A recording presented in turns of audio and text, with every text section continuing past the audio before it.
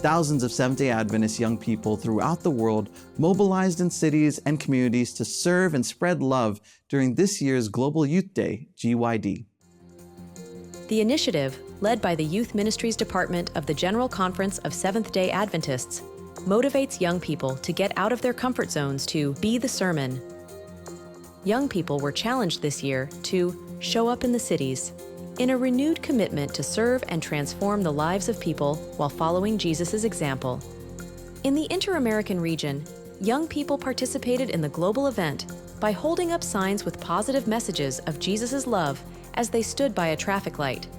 They distributed hundreds of copies of the great controversy book, Clean It Up Trash and Debris, prayed for people, distributed water, served hot meals, and prepared hundreds of food bags for distribution to those in need. Young people across the Southern Asia-Pacific region initiated various community campaigns, including health programs. Additionally, they took to the streets to share the gospel, distribute literature, and march through the streets, wearing their Show Up to the Cities shirts.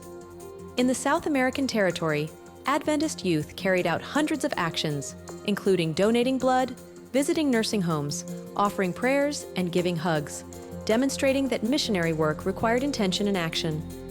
Global Youth Day takes place every year on the third Sabbath of March.